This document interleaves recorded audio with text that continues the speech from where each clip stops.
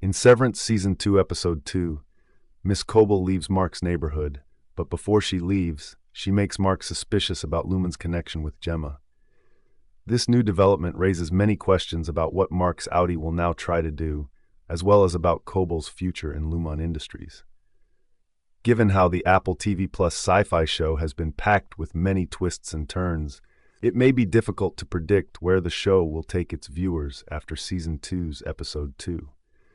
Nonetheless, a number of ideas regarding Cobel's future and Helena Egan's motivations for keeping Mark at Luman, despite her lack of concern for the other MDR employees, can be inferred from the plot twists in the first 2 episodes of Season 1 and Season 2.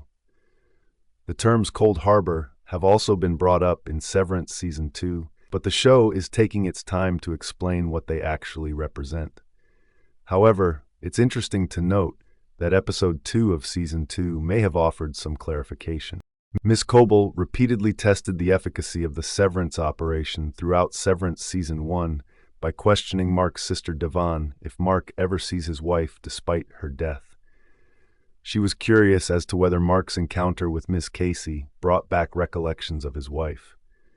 She and Milchick closely monitor Mark's conversations with Miss Casey, even at the conclusion of Severance Season 1, to see whether they can remember anything about one another. Every time she expressed concern or interest, she was reassured that Mark's innie and outie had no idea of one another's life. This is why she is taken by surprise when Mark abruptly stops her in the end of Severance Season 2, Episode 2, and asks her about Gemma.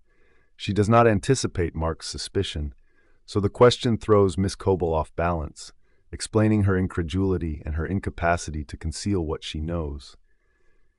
Before she can even come up with a lie or say she is unaware of Mark's claims, it is too late because Mark reads her body language and realizes she knows something about Gemma that he does not.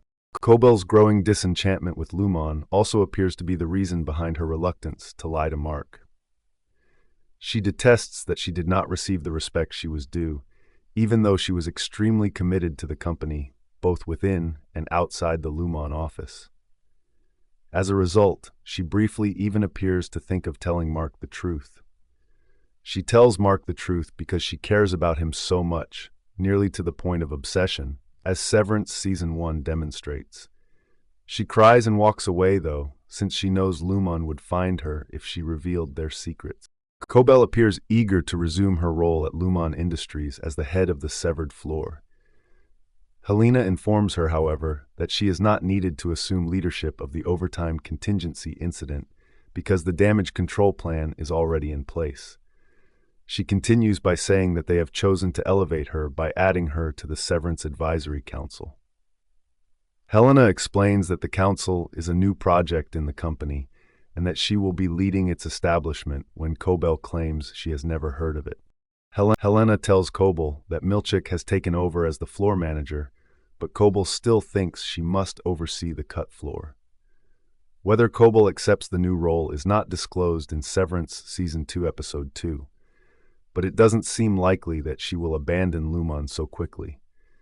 She is compelled to relocate because her new position does not call for her to keep a close eye on Mark and determine whether his innie and outie's recollections overlap. In the conclusion of Severance Season 1, Mark, his sister, and his brother-in-law also learn that Cobel was from Luman. Because of this, it is no longer logical for the business to have her around Mark. According to Milchick, Cobel is also thought to have acquired an odd obsession with Mark on the inside, as well as the outside, which could provide a challenge to Luman's efforts to keep a distinct boundary between Mark's two identities. She was therefore probably requested to relocate as far away from Mark as possible in order to prevent her from ever seeing him, either inside or outside the Luman facility. The conclusion of the first episode of Severance Season 2 suggested that Mark's employment at the Macrodata Refinement Department was closely related to Gemma. In the last scene of the episode, Mark was refining some numbers on his computer when a screen with Gemma's video emerged. His computer's progress bar even had the same number as the one with Gemma's face on it. Cold Harbor, the name of the file Mark was working on, was visible on both the other screen and Mark's computer. Although the relationship between Gemma and Mark's refinement work is still unclear, Severance Season 2 Episode 2 reveals that Gemma did, in fact, pass away in the real world. After she passed away in a vehicle accident, Mark remembers seeing her body and knowing it was her. This implies that Lumon is using Mark to assist her in processing her feelings after somehow reviving a deceased person. By stating that they require Mark long enough to complete Project Cold Harbor, Helena implies that Mark and Gemma are the primary subjects of the study and that Lumon's work is directly dependent upon them. Despite becoming wary of what they are forcing his innie to do, Mark's Audi eventually consents to work at Lumon once more in Episode 2 of Severance Season 2. Mark W., his former MDR comrade, is escorted out of the Lumon facility as he enters the building. Mark W. screams, "F*** you," and then threatens to sue the corporation for letting him go.